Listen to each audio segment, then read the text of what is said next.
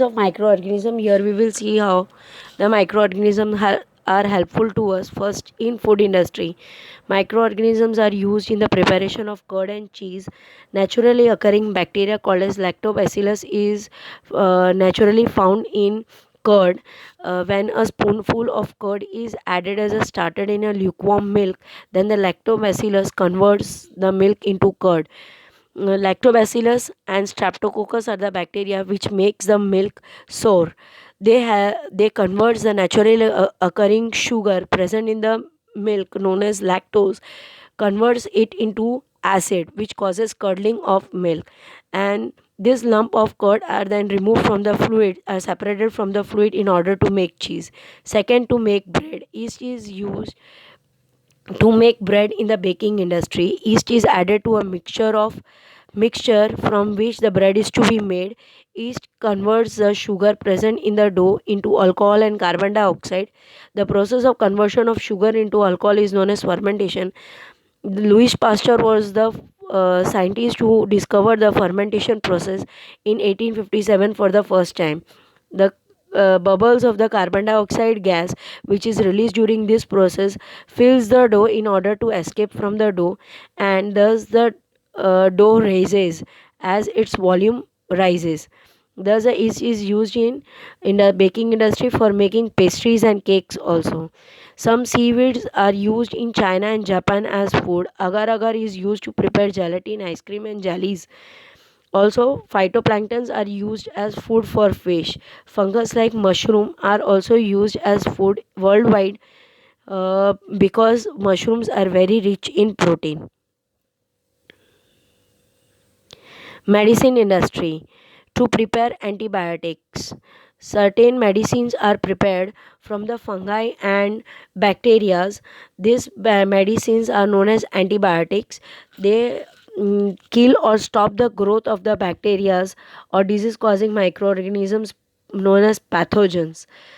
Mm, uh, some of the antibiotics are tetracycline, erythromycin, and streptomycin. The first antibiotic which was discovered or which was made was which it was made by Alexander Fleming in 1929. In 1929, Alexander was working on a culture of disease causing bacteria. Suddenly, he found that a spore of a little green mold in one of his culture plates.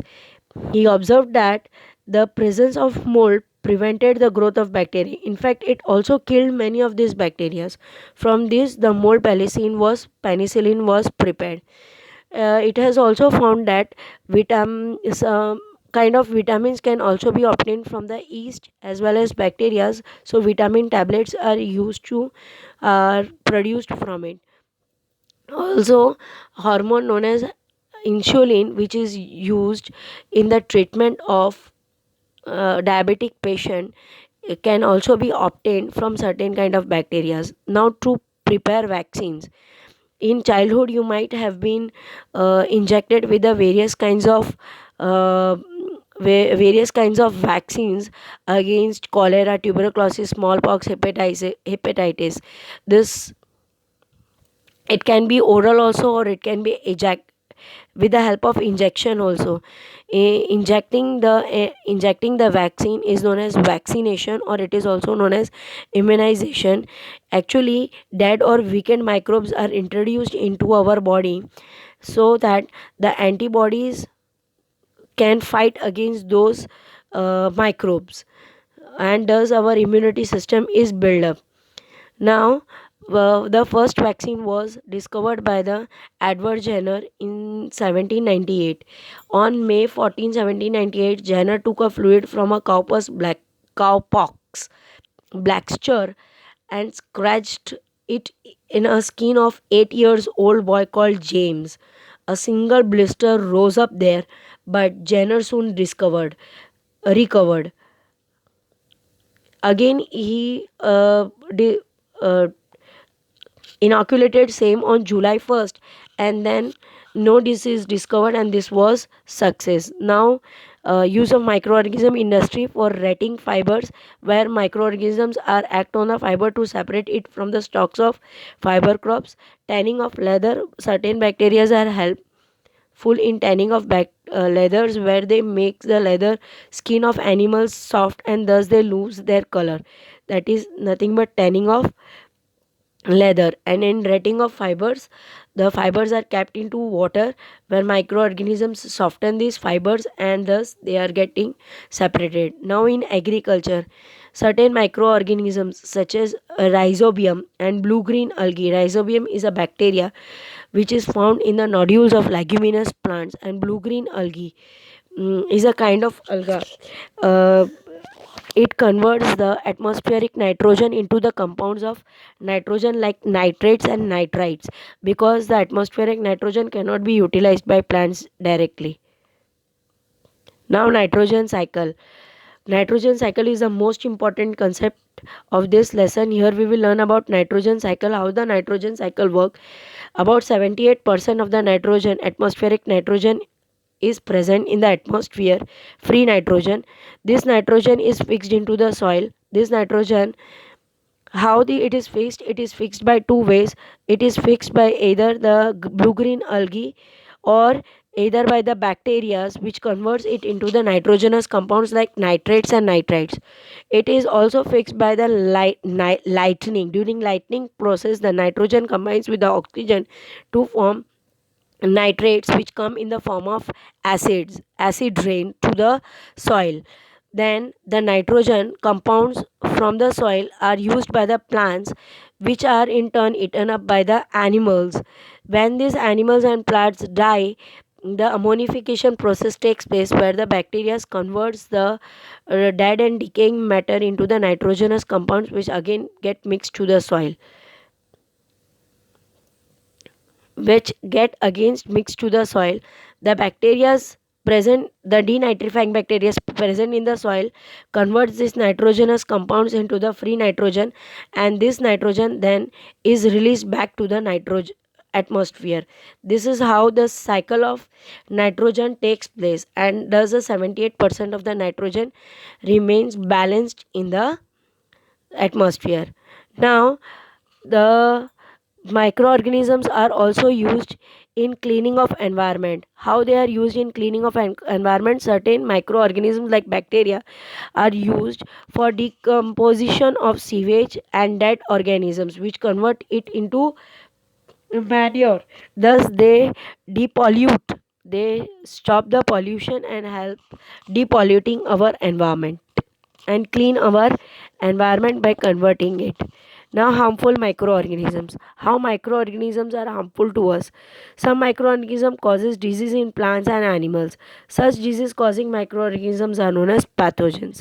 Some microorganisms grow in food substance and produce toxic substance and make food poisonous. This food poisoning causes illness and even death. Some microorganisms spoil materials like clothing, leather, wood, etc. Now, pathogens. What are pathogens? Pathogens are actually disease causing microorganisms.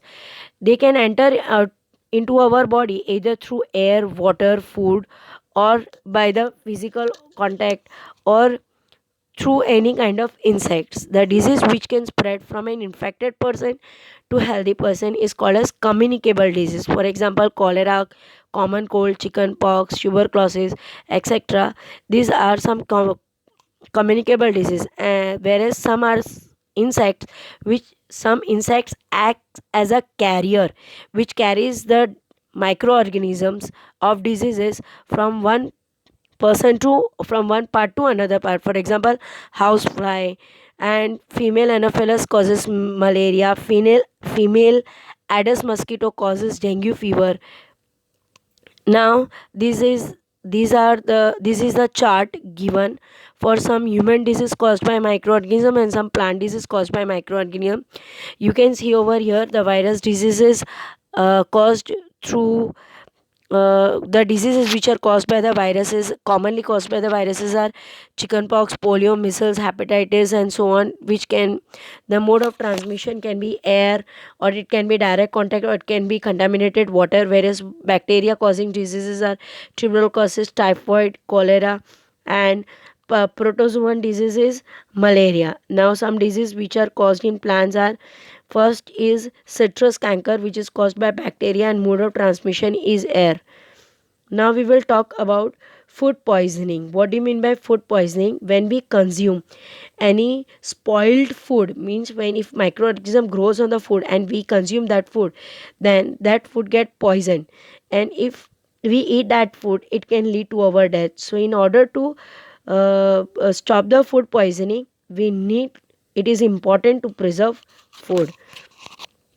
How we can preserve food? First, so here are some food preservation technique. First is chemical method. Pickles are preserved by using chemicals like salt and edible oils. Jams and squashes can be preserved by using sodium benzoate and sodium metabisulfate. These chemicals are known as preservatives. You might have seen various kinds of, you might have been buying just jams, sauces, as well as squashes like boat, and various kinds of juices from the market. Somewhere it is written without preservatives, whereas most of the materials which you buy are consisting of preservatives, and these preservatives are sodium benzoate and sodium metabisulfate. And in pickles and homemade jams, we are using sugar and salt, which stops the growth of even oil, which stops or exhibit the growth of microorganisms. So we are using salt. And now next process is salting. Foods like fish, meat, amla, raw mangoes, tamarind, etc. are preserved by the common salt. Actually, the salt prevents the growth of microbes, hence the food items like this are preserved with the help of salt. Next is heat and cold treatment, where the food is heated. For example, milk is boiled and stored in the low temperature, so that low temperature stops the growth of microbes. And next is storage and packaging. Many food items are stored in airtight containers. For example, dry fruits kept in your freeze are kept in airtight containers. For example, dal, pulses kept at our home are kept in airtight containers, because microorganisms generally grow in moisture content. So storage and packaging is done in order to prevent the growth of microbes, hence they are prevented from poisoning or from getting contaminated. Next process is pasteurization. This is the most important topic. Pasteurization is a process of heating milk to about 70 degrees Celsius for 15 to 30 seconds, and then suddenly it is chilled out in order to prevent the growth of microbes. First, the milk is heated at the high temperature to 15 to 30 seconds, and then suddenly it is chilled, so that the microbes cannot grow. And this process was first discovered by Louis Pasteur. It was discovered by Louis Pasteur. So after the name of Louis Pasteur, the process was named pasteurization. Here we have completed the whole chapter. If you have any doubt, please ask.